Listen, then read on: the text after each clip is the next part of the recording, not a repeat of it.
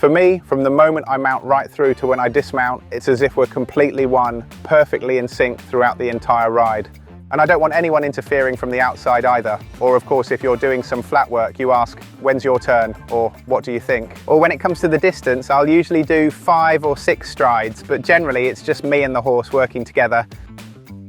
The horse should focus on me and I'll be focusing on the horse. They should just stay with me. And that's a consistent approach that I always make a point of maintaining carefully throughout the entire competition, right through to the very end and beyond, even after I've dismounted.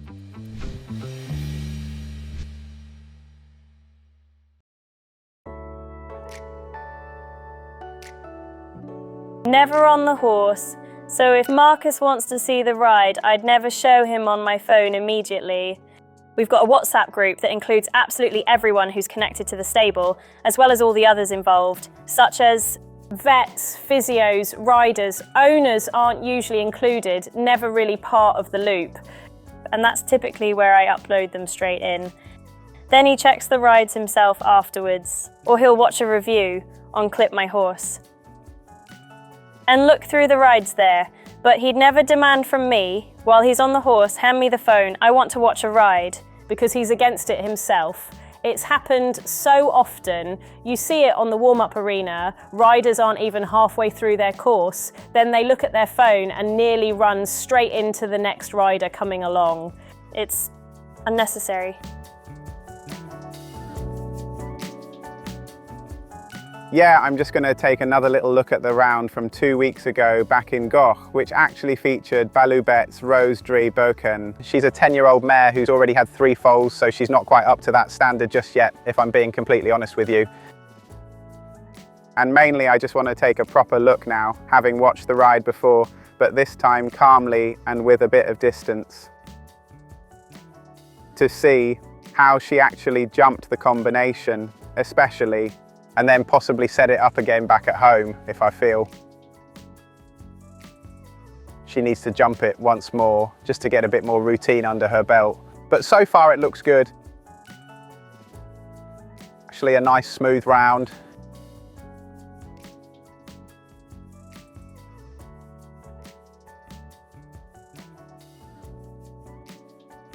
Now there's 4 jumps left.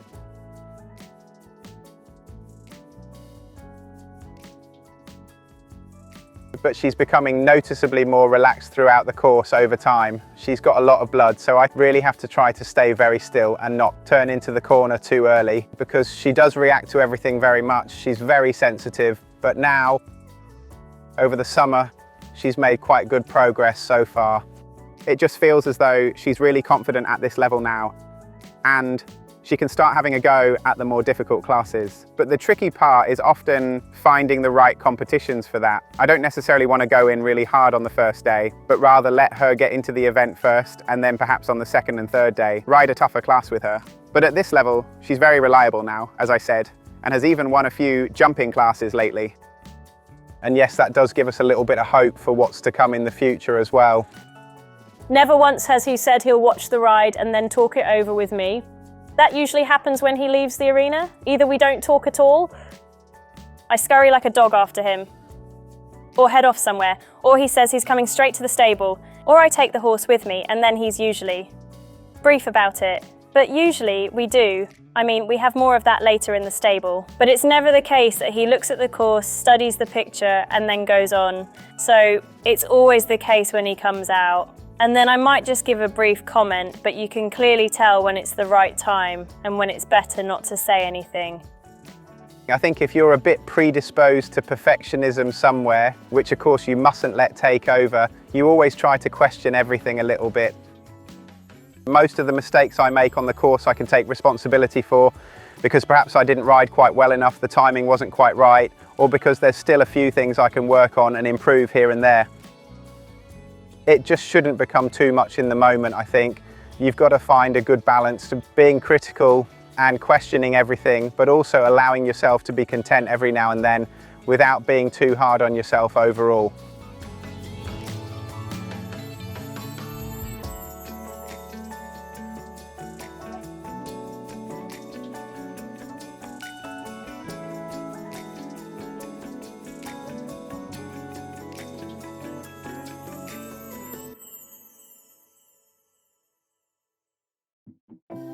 When I come home, you can picture it. No one's there, it's always quiet.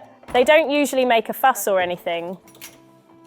Unload, take off the bandages, the boots or whatever they've got on their legs, get the blankets off, either change the blankets and then head off empty in the lorry first.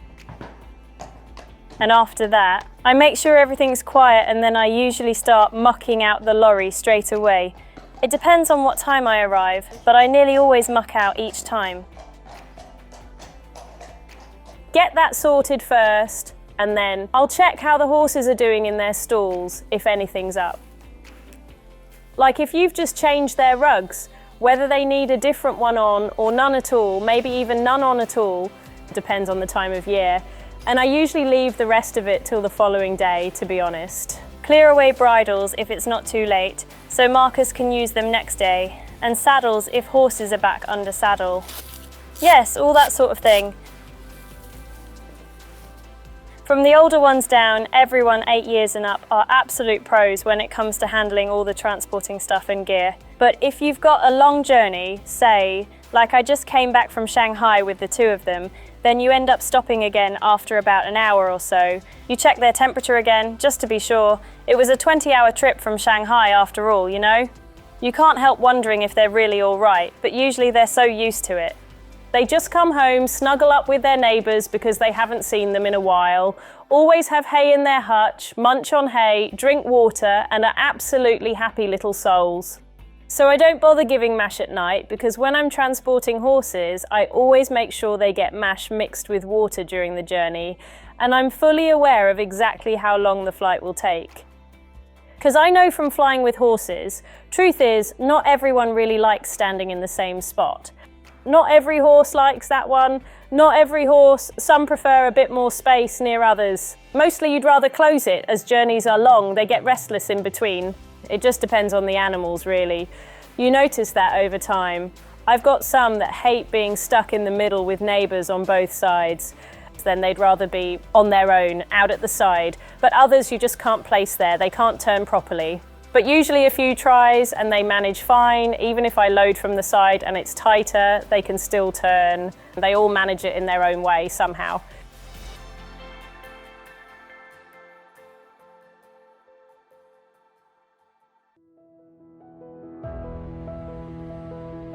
The best bit is when you've won a show jumping class and the horse has given a really good round too, and the horse itself knows it was really good, then you don't need to do any extra work afterwards. Everything's just perfect and exactly as it should be. With 2 events coming up in 3 weeks, I might not jump at all in between. It also depends, of course, whether I wrapped up the competition with a solid round or whether I need to head back home and rebuild a bit of confidence again.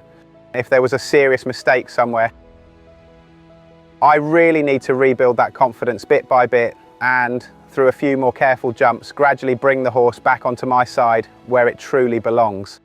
If I stop on a high note and the horse is in a good mood, there's really no need at all to do any jumping once I get home, not even a single practice round. Best thing is to set the weaknesses aside and just focus on making the most of the strengths.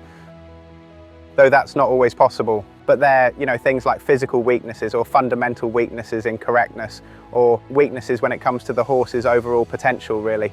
So there are quite a few different factors to consider.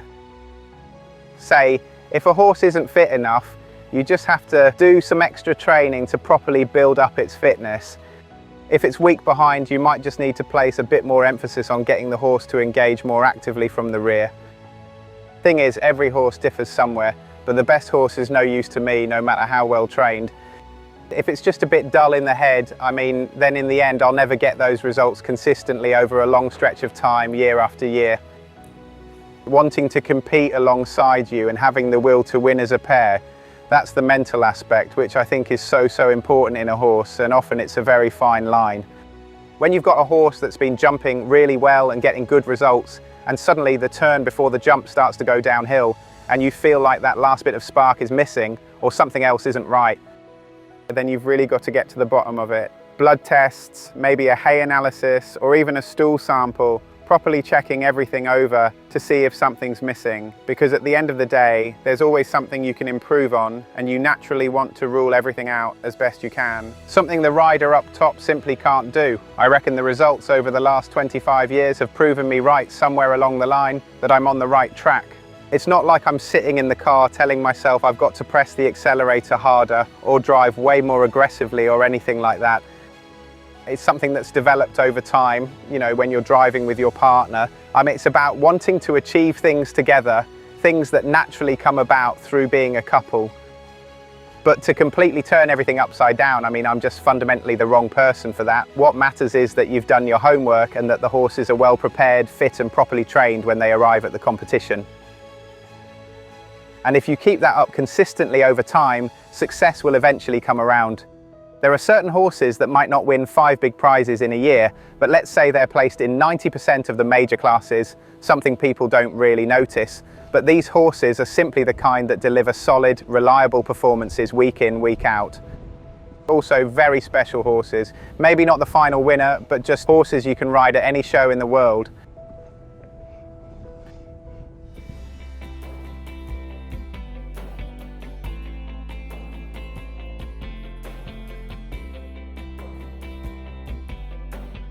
I do spend quite a bit of time thinking about how I can improve and do better.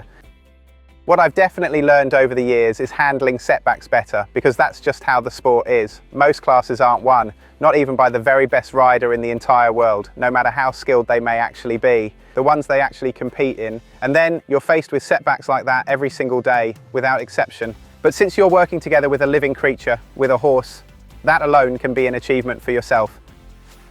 A really good round, yet left frustrated by an annoying mistake. And when, as a person, it's truly enough to feel satisfied and content with it. I think that's what keeps you going a lot longer, rather than constantly getting annoyed and bottling everything up inside, only to realise you can't let it go afterwards.